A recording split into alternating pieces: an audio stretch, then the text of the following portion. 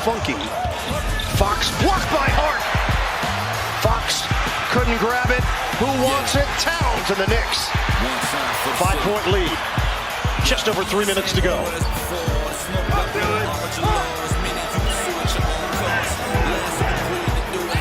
Way outside. Brunson double-team Harper.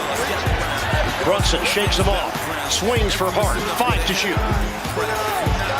Hart gonna do it himself. Street music. Josh Hart. Connect. Ball handling. Towns fakes on the pass, and now they settle in with 2 minutes to go. Kolek the drive. Hooks a pass to the corner. Anunoby. Yes. On three. 118 to 110. Dribble it out. The New York Knicks are NBA Cup champions. This is Rafique Louison, and you are tuned in to Nothing But That Sports Talk. The New York Knicks are NBA Cup champions, and welcome to this episode of Nothing But That Sports Talk. I'm Rafique Louison alongside Andrew Combo Salop. Welcome to the show once again. Thanks for having me, Rafique. It's always great talking basketball with you. Yeah, always great. I mean, yeah, you see the Knicks pull off this run. Like, what does this say about the type of team the Knicks could be going forward for the rest of the season? Well, yeah, I mean, I think if some of their role players could play this well, it's going to mean a lot for them. We saw that Jordan Clarkson, who I thought was the X factor, play really well. And then there's been an emergence of Tyler Kolek. He really seemed to want that 530,000 and played his butt off tonight or last night. So it was good to see those two play really well. Brunson's going to be Brunson. He's playing like an all-NBA player. Cat got injured a little bit at the end there, but Mitchell Robinson is a force on the boards, one of the best rebounders in the league, and one of the better defensive bigs in the league. So it was a great overall win for the New York Knicks. It's interesting they won't be raising the banner. There was a lot of talk about that, but good win. It's a championship at the end of the day. It's not the NBA title, but it is a cup championship, so congrats to the Knicks. Yeah, I mean, any win's a good win here in New York City, considering they haven't won anything in a while. And while we're not going to get, well, you may not get the same post-game championship vibe. At the very least, you're getting an idea of the type of roster this could be. I mean, how Mike Brown elevates the bench, how Mitchell Robinson kept going after it. You thought when Wembanyama was good with all the 3 points he was knocking down and alley-oops, he was literally catching and throwing it down in the paint. Look at how Mitchell Robinson was going after it, and then Carney Towns was going after it in the paint. I mean, yeah, Wembanyama has the size, but this goes to show the Knicks are ready for anything. They are. I mean, Wemby is an absolute video game type player. Like, he's 7'5". It feels like he's 99 in almost everything, and he's going to totally change the league. He is going to most likely become the greatest player to ever live, in my opinion. But we'll see what develops. You know, there's ring culture. You know, you got to win rings. But, man, just seeing what I'm seeing now, there's a good chance that guy could become the GOAT. Yeah, he could be. I mean, he's pretty much the new generation of Tim Duncan. When you look at Victor Wembanyama, I mean, he has the size, he has athleticism. He was number one pick for a reason. San Antonio picked up a very good piece that's going to elevate that franchise back to what it was in the 2000s when Tim Duncan, Manuel Parker was playing. Because the way that team came together, what do you think they're going to do when Victor Wembanyama is getting it together? Yeah, and also, you know, he's still on a minutes restriction, so it's tough on those non-Wemby minutes, especially defensively. But they also got another guy who could become a superstar, Stephen Castle. Then they also have Dylan Harper. So, man, they got some really nice players. We know Fox is a proven veteran, a former All-Star in this league. So, you know, they're starting to get some contender buzz, but we'll see what develops. We'll see if they're actually going to be legit title contenders moving forward, or maybe they're a little bit too young. It's only time will tell. Yeah, only time will tell. I mean, even though Victor Wembanyama was playing with a heavy heart, he did average about 18 points and 7 for 17 shooting, knocked down a couple 3-pointers. So he showed you flashes of what he could be, or what he's been all season. I mean, he's at least a top 5 candidate for MVP at this point of the season. Oh, yeah. Yeah, he's easily a top 5 or 6 NBA player because maybe he's not the best offensive player in the league, but he is the best defensive player in the league. So when you take that two-way capability and just his size and his improving offense on top of that, the guy could do everything. He could handle, he could shoot, he's 7'5", he could catch a lob, he could dunk. With all that put together, he's easily a top 5 player in the NBA, in my opinion. Yes, he is. He's definitely up there. I mean, with, now top five player. He's definitely one of the top setters. I mean, at once upon a time, the NBA barely had many setters, but now you got a setter that can actually score and play some defense. So this goes to show they may not be the 3-point shooting type of NBA that we're seeing lately for long. When you have guys like that playing.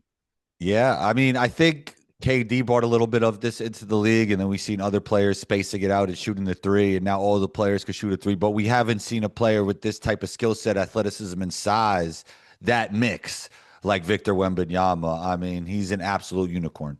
Mm-hmm. Yep, he's definitely absolute unicorn. And yeah, transition real quick back to the Knicks. Jalen Brunson balled out. He did. He did. He showed you why people slept on him when he came into the Knicks in 2022. But ever since then, 2 second-round exits and a conference finals run, and now he has the NBA Cup to go along with it. It's not the NBA Finals, but you'll take a set you can get just to show Jalen Brunson is actually the guy that changed the franchise of the Knicks for good. Let me ask you a question. After this New York Knicks Cup championship, are you more encouraged that they can win the NBA championship, or you think it's going to be tough with teams in the West like OKC and the Denver Nuggets? I'll say this. If they get to the finals and it happens to be the Oklahoma City Thunder, not really. But anybody else they could actually defeat. They could defeat Kevin Durant's Houston Rockets. They could defeat LeBron and Luka.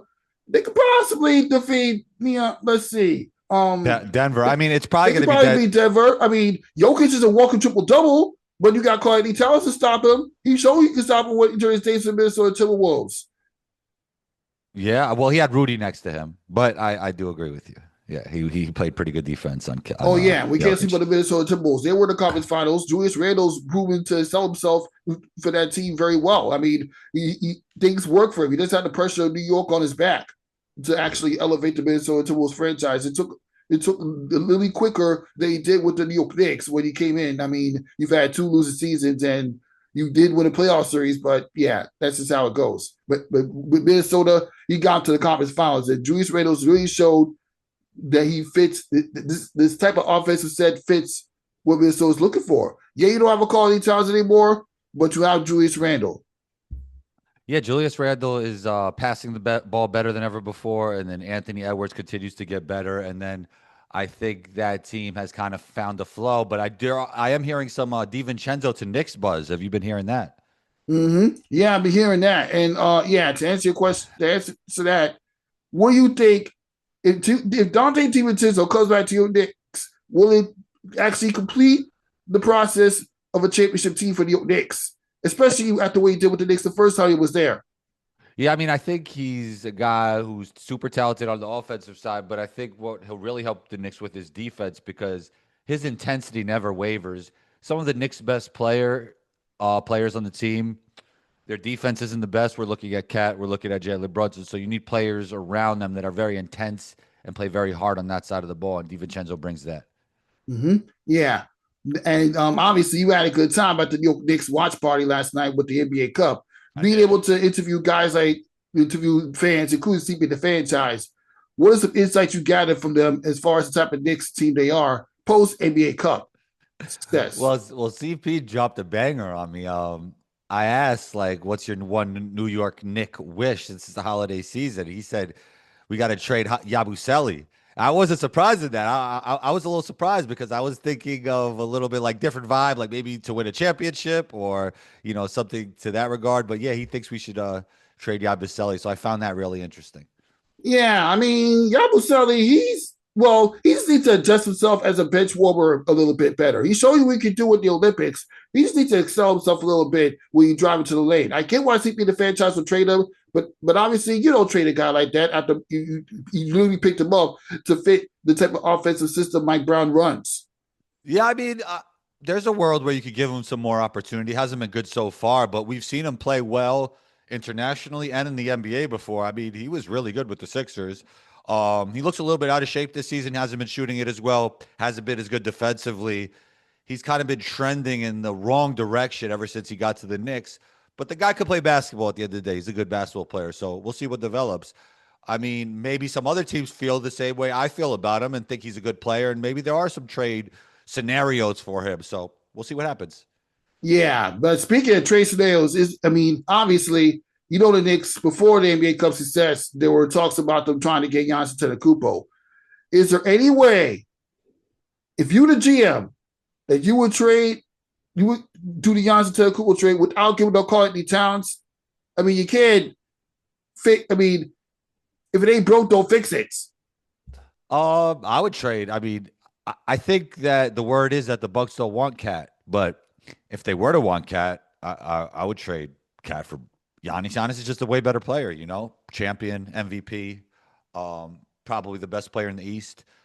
So yeah, I would trade Cat for Giannis, but I don't think it's that simple. I think a third team would have to be involved, and I don't think that the Bucks really want Cat. I don't know how Cat fits into a rebuild, so I think Miami's actually the more realistic landing spot for Giannis right now. You got an interesting point. I mean, Giannis Antetokounmpo with Bam Adebayo and Tyrese and Tyler Hero. Well, I think Hero won't be there if that's a trade. But yeah, Bam and Giannis would be interesting. Yeah, that would be interesting. I mean, Heat culture would be back on the map if they would have done that trade. Oh yeah, definitely. I mean, they're playing well right now with the team they have. They kind of playing a very unique offense, less pick and roll, more playing in the downhill. Jaime Jaquez is playing like a 6th man of the year candidate. Tyler Hero is back. Bam is playing well. This team is tough. I mean, nobody's going to want to see them in the playoffs. Yeah, definitely. Nobody don't want to see him at all. I mean, if you would, I mean, obviously being in the Knicks, you want to try to avoid Miami. And as we look into the standings real quick, the Knicks are literally 2.5 games behind. Yes, the NBA Cup win does not count towards the standings, so they're still stuck at 2.5 behind the Pistons. Do you think the New York Knicks will surpass the Pistons for the #1 seed in the Eastern Conference, or take them out in the postseason again like they did last year? I don't think so. I think the Pistons would have the best player in the floor in Cade Cunningham, who's playing at an MVP level. I think he's going to be first team All NBA. This guy is the complete package. Plays defense, makes everybody around him better, can score at all 3 levels. And with 3 major pieces gone from the Detroit Pistons, I'm talking about Tim Hardaway Jr., Malik Beasley, Schroeder. They got even better this year because how Cade has elevated them and the emergence of Jalen Duren, who's going to make an all-star game. Shouts to Bickerstaff. I think the Detroit Pistons will take the East. Yeah. All right. I'm not going to argue with you, but this is still the same Pistons that Jalen Brunson knocked out in the playoffs last year. But so we have some positive history against Detroit, but you got a point that could all change. I mean, the Pistons are a scary team right now, being the #1 team in the Eastern Conference. Yeah, very scary team. I think they win the East. I think they're on a roll. I think they found something there.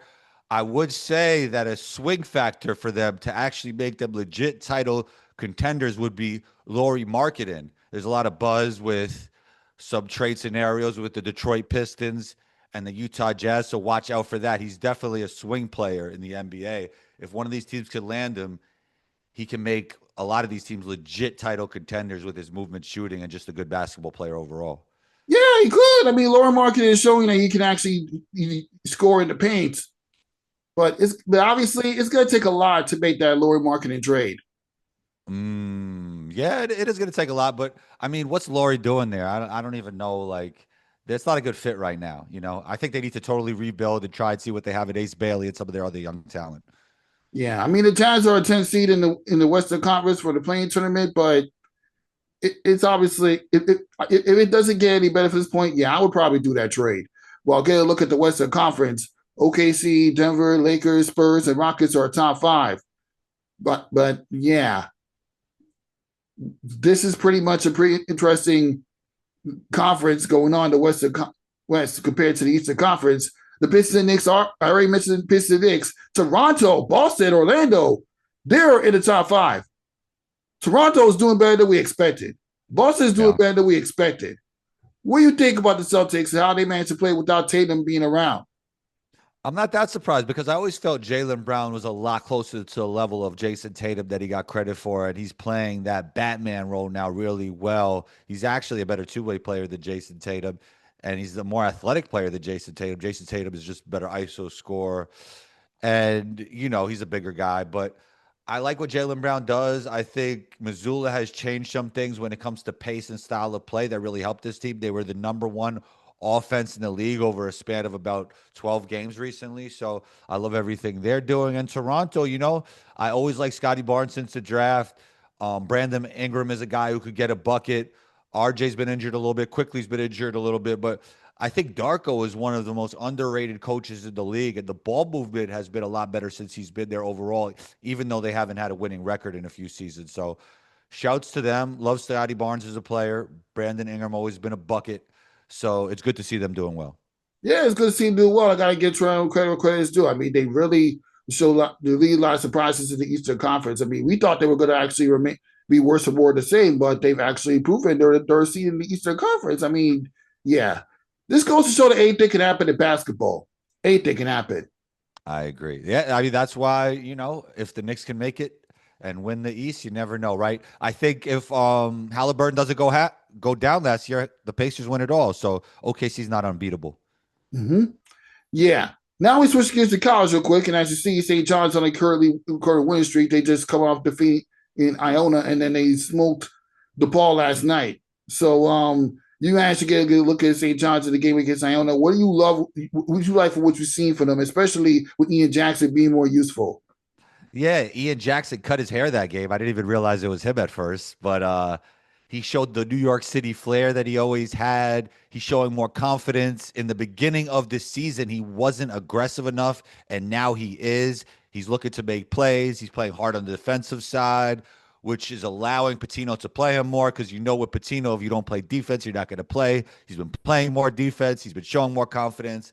I love everything Ian Jackson has done, and I still believe the St. John's Red Storm are the most talented team in college basketball.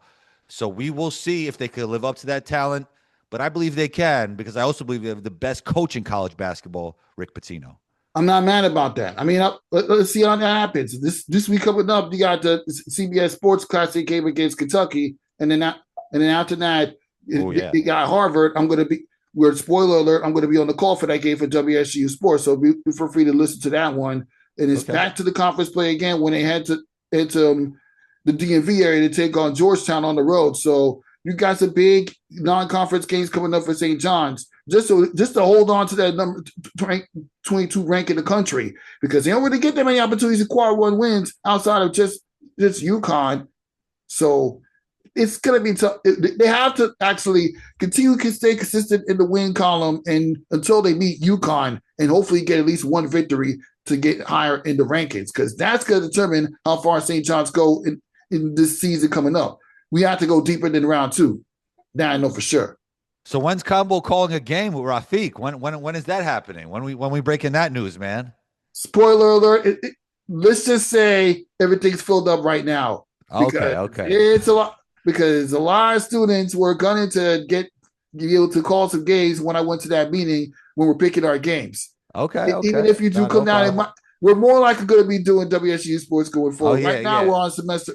Right now, we're just on a semester pause because it's just completed the semester. And I was first off calling the women's game where the women's team is doing just as good to defeat Providence. And I know later today, they got to take the women's basketball team is doing just as good as do better than we thought. I'm not saying they're going to defeat UConn, but they're doing good. Okay. I'm happy about that. How you feeling about high school basketball? What's been on your mind in that regard? I mean, high school has some pretty good talent. I mean, Canarsi's doing well. Canarsi's undefeated. I actually just saw that. Yeah, they undefeated. They just smoked Curtis at the Jordan Brand game last week, and Christ the Kings, that Olivia girl, she's balling out, and obviously you guys just get a look at Olivia for Christ the Kings at the Aces game last year. Right. Yeah. So let me ask you this: when's the next big high school basketball event that I should go to? When's that taking place? Nike Switch Classic. I don't know where it is. Whenever it's announced, you should go to that. And there's a Jordan Holiday Classic, and all the New York high schools going to be showing out that game from Stepinac to Canarsie to where's that? The Barclays? No, it's going to take place at Achievement First from the 27th to 28th. So where is it taking place? Achievement First.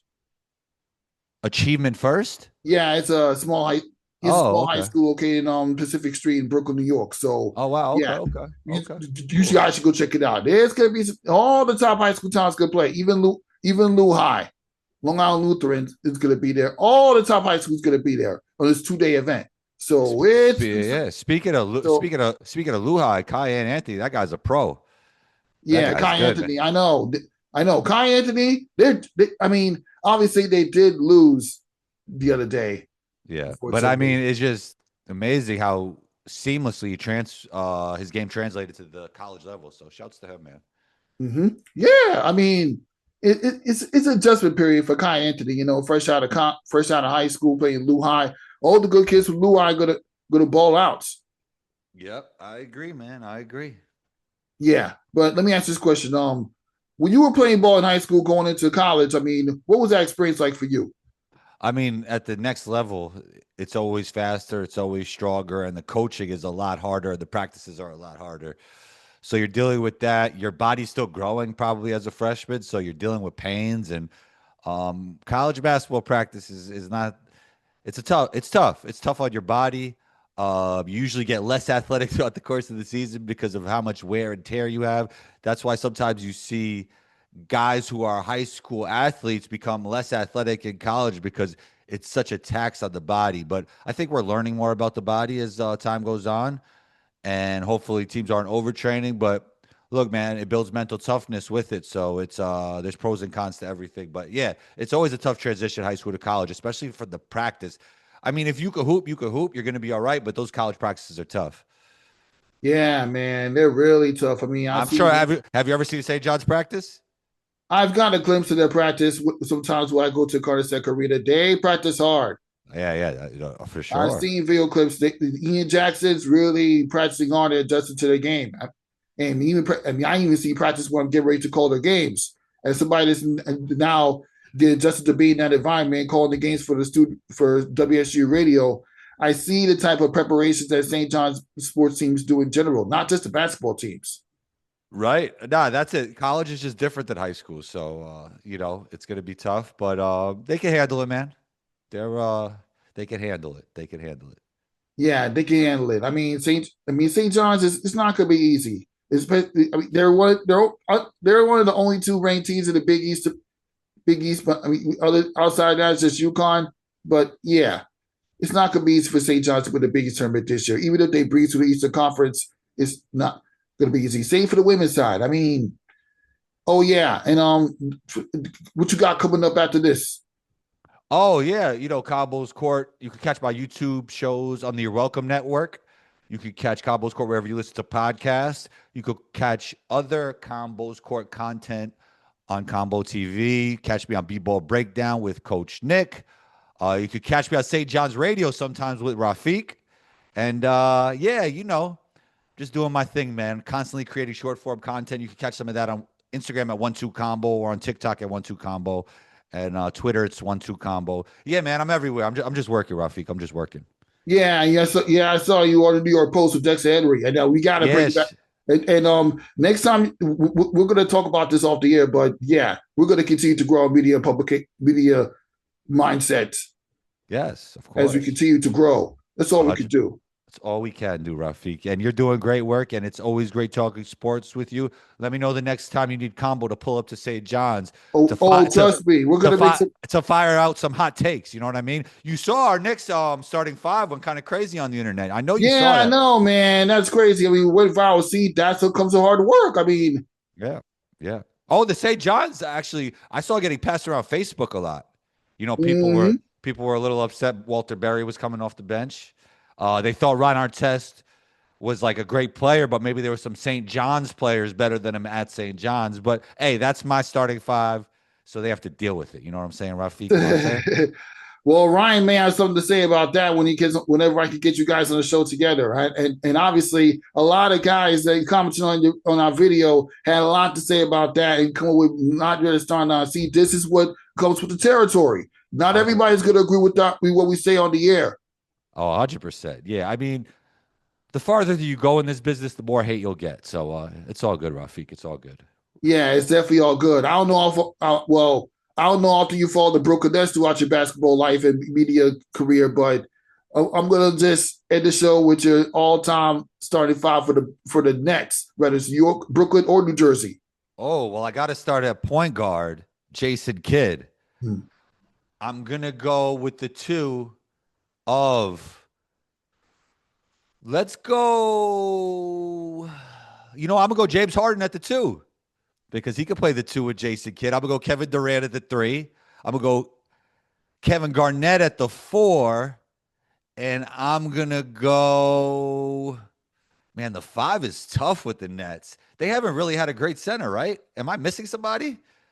Oh, you know what? I'm going to put Dr. J at the four, and I'm going to put Kevin Durant at the five. We're going to go small ball lineup. Okay, small ball lineup. That's nice. I mean, so let me say it to you. Let me say it out loud. The Nets all-time starting five is Jason Kidd at the one, James Harden at the two. Who did I say at the three, Rafique? Do you remember? Kevin. Oh, Kevin. I had Kevin. I had Kevin at the five. Let's say Paul Pierce at the three. How about that? Paul Pierce at the three, Kevin Durant at the four, and I'll go. Oh man, this is tough, man. I don't know who to take off. All right, let me go again. Jason Kidd at the one, James Harden at the two. We're gonna go. I got it. Kevin Durant at the three, Julius Erving at the four, Kevin Garnett at the five.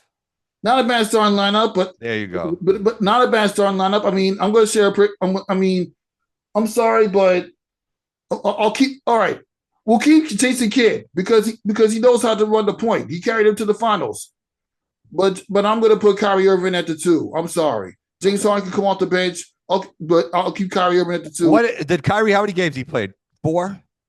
No, I'm just joking with you. Go ahead, though. Yeah, but when Kyrie is focused on basketball, he can carry his team to victories. Okay. When he's focused and not getting hurt all the time. That's actually a good question. Who's greater all time, Kyrie Irving or James Harden? I'm sorry, but yeah, it's kind of tough. Harden's peak. I don't think Kyrie ever got to Harden's peak. Yeah, go ahead, though. Yeah. Yeah. At the three, I'm sorry, but I'm gonna have to go with Vince Carter. Over Kevin Durant? Okay, not over Kevin Durant, but over Paul Pierce. Okay, okay. I'm not mad at it.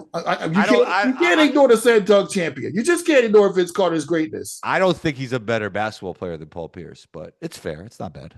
You got a point. Paul Pierce does have a ring. He does. Yeah. And the other two, and the power forward and center, I'm going to keep what he is. Okay, so you're going to go Julius Erving and Kevin Garnett. Yeah, I mean, okay. I like that. Those are some good picks. So that's all I gotta say. All right. Well, it was good, man. It was good talking basketball with you, Rafique. And now I'll do it for this episode. Nothing but that sports talk. Rafique Louison, Andrew Cabo, Salah upon hand. We'll see you next time. See you next time.